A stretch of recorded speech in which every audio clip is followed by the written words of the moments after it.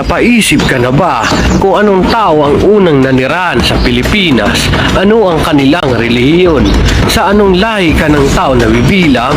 O sino ang iyong mga ninuno?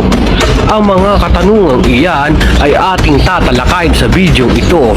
Kung handa ka na, ay pwede ka po ba mag-subscribe sa aming channel, mag-like, pindutin ang notification bell at i-follow ang aming FB page. Ang link ay nasa ibaba po ng ating video. Maraming salamat po.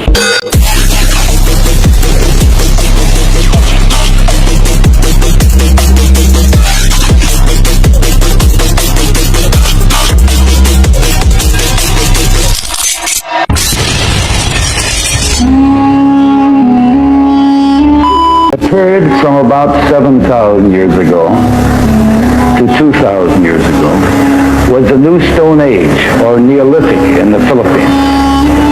During the New Stone Age, man sailed into the island.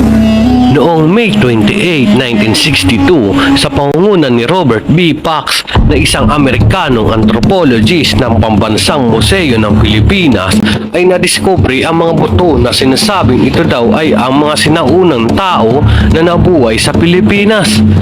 Ito ay ang taong Tabon na natagpuan sa Tabon Caves, Lipon Point in Quezon, Palawan, na isang Homo sapiens na sinasabing ang mga butong ito ay may edad na 20,000 taon na.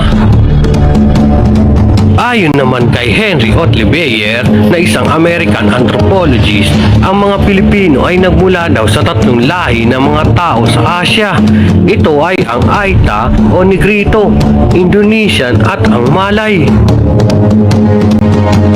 Ang Negrito ay ang unang mga taong pumunta sa Pilipinas gamit ang mga tulay na lupa na galing sa timog ng China at sa hilagang Vietnam, na may 25,000 taon nang nakakalipas, sapagkat ang Pilipinas noon ay sinasabing hindi pa ito hiwa-hiwalay na mga isla. Ito ay isang buong lupa pa noon na nagkawatak-watak dahil sa pagputok ng mga bulkan, na dahilan sa pagkalubog nito sa tubig, na ang mga islang natatanaw natin ngayon sa Pilipinas ay ito ay ang mga matataas na bundok na hindi na naabot ng tubig. Ang itsura naman ng mga Negrito ay maitim ang balat, kulot ang buhok, makapal ang labi, mabababa ang taas, pangong mga ilong. Sila'y tinatawag ding mga native people dahil sa kanilang mga itsura. Sila'y biyasa sa pangangaso at pangingisda gamit ang kanilang mga kagamitan na gawa sa kahoy at pinatulis na bato, na isa sa kanilang mga pangunahing sandata ay ang pana at puso sa paghahanap ng kanilang mga kain at pangprotekta na din sa kanilang mga sarili. Sila'y tinatawag ding mga nomads sapagkat sila'y hindi nananatili sa isang lugar o tirahan lamang sa paghahanap ng kanilang mga kain.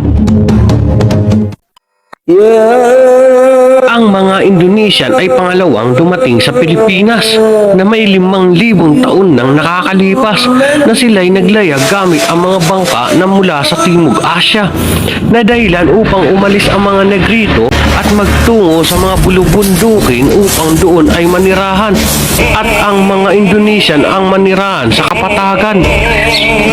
May dalawang uri ng Indonesian na naglayag sa Pilipinas, na ang unang uri ay ang maputi ang balat, malapad ang noo, matangos ang mga ilong at manipis ang mga labi.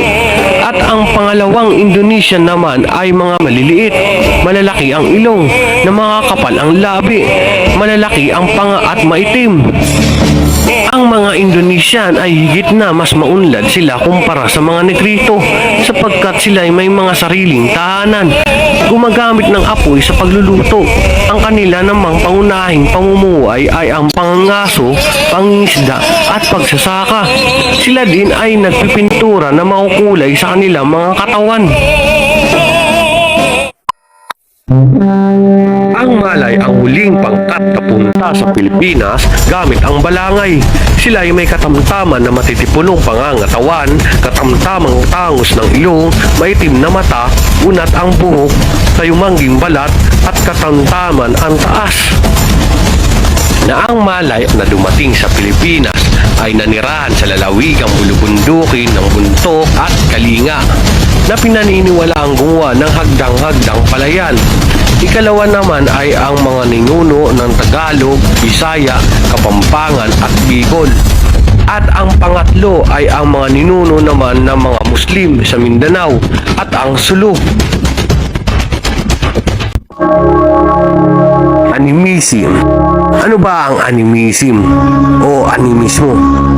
Sinasabi na ang animism ay isang reliyon na unang nag-exist sa Pilipinas. Ito ay ang reliyon ng mga tribo na sa pamamagitan ng mga Negrito na unang nanirahan sa Pilipinas na ito ay sumasamba sa mga puno, bituin, hayop na kasama na ang apat na elementong tubig, bato, hangin at ang apoy. Sa kadahilan ng ito daw ay nagbibigay ng maayos o masaganang pamumuhay sapagkat ito daw ay may mga buhay na dapat ito'y katakutan at sambahin upang hindi ka maghirap sa buhay o maparusahan.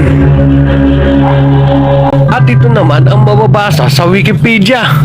Animism o ang animismo mula sa Lating anima o kaluluwa, buhay ay isang paniniwala na nagsasabing mayroong pwersang hindi material na nagpapakilo sa kapaligiran.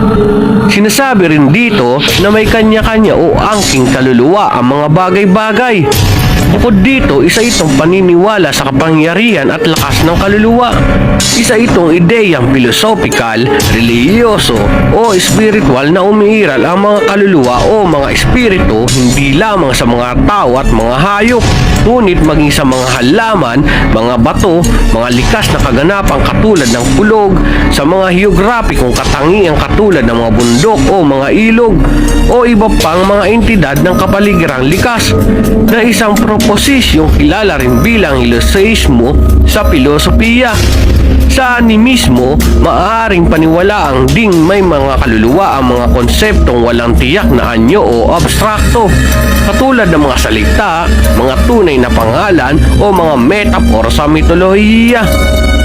Karamihan sa mga pananampalatayang nagbibigay diin sa animismo ay mga relihiyong bayan, katulad ng sari-sari mga anyo ng shamanismo, Shinto, Taoismo, Wicca, Budo o ilang daloy ng Hinduismo. At hayan po mga kahalo, kung kayo ba ang tatanungin, ano o saang lahi kayo nabibilang, pakilagay po ang inyong comment sa ibaba. At kung nagustuhan po ninyo ang ating tinalakay ngayon, baka po pwedeng makahingi ng like, mag-subscribe na din po at pindutin ang notification bell para sa mga susunod pa po nating mga talakayan mga kahalo. Follow na rin po ng aming FB page. Maraming salamat po. Ang tao dito sa planet Earth. Kaya lumalabas sa atin na kung maniniwala ka sa alien, ibig sabihin hindi ka naniniwala sa alien. What?